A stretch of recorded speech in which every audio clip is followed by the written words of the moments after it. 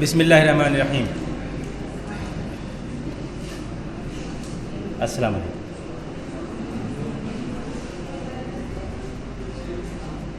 دیکھیے کچھ اعلانات ہونے ہیں، لیکن اس سے پہلے میں یہ چاہوں گا کہ یہ الوداعی مجلس بھی ہے، تو اس مناسبت سے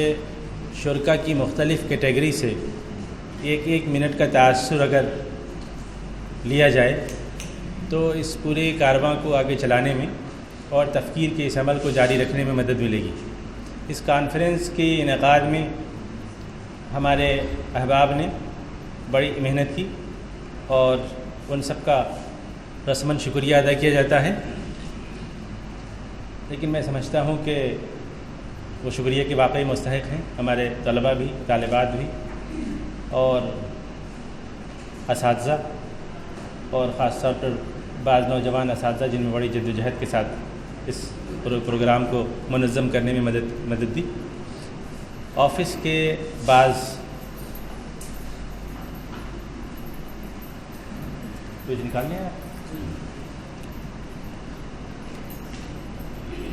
اسٹاف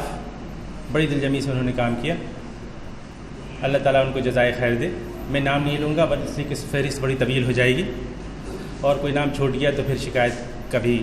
اندیشہ ہے۔ ان اعلانات سے پہلے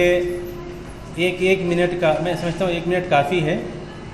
اور چونکہ اکثر لوگ 1 منٹ پہ رہتے نہیں ہیں، تو میں سمجھتا ہوں کہ زیادہ سے زیادہ 1.5 منٹ تک اس سلسلے کو جاری رکھنا چاہیے، ورنہ کوئی ترکیب نکالنی جائے گی کہ اس کو کیسے کنٹرول کیا جائے اس پروسیس کو۔ مہمانوں کی کیٹیگری سے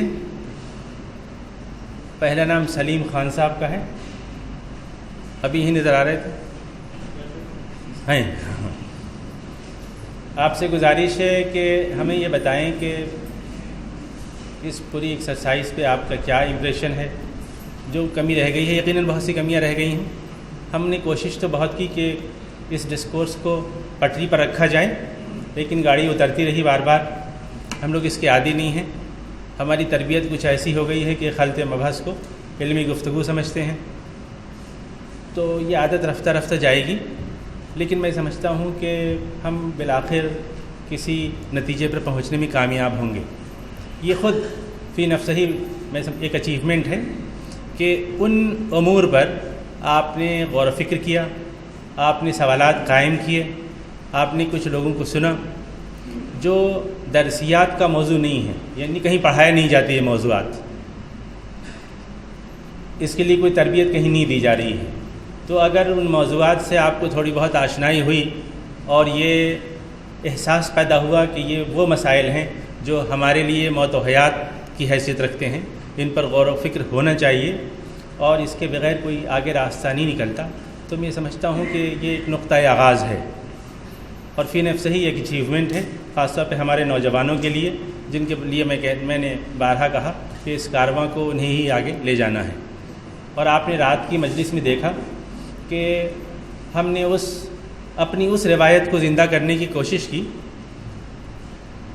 کہ جب نازک اور حساس امور پر ہمارے اکابرین نوجوانوں کو جو تجربات سے خالی ہوتے تھے ان کے حوالے مسائل کر دیتے تھے، اس لیے کہ دیکھیے تجربات کا اپنا بوجھ ہوتا ہے۔ اگر آپ تجربات سے یعنی پوری طرح مسلح ہیں تو ان تجربات کے اسیر بھی بن جاتے ہیں۔ تجربات آپ کے لیے راہیں آسان بھی کرتے ہیں اور تجربات کا آدمی قیدی بھی بن جاتا ہے۔ نئے لوگوں کے ساتھ چونکہ تجربے کی گٹھری ان کے کاندھوں پہ نہیں ہوتی،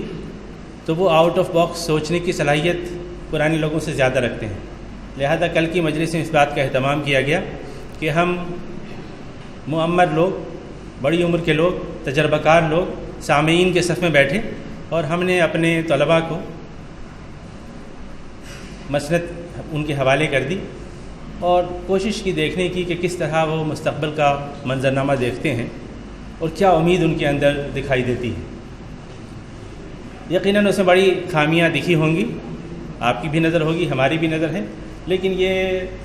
پتھر یعنی ہیرے کو تراشنے کا عمل ہے، انشاءاللہ جاری رہے گا۔ راستہ ادھر ہی سے نکلنا ہے.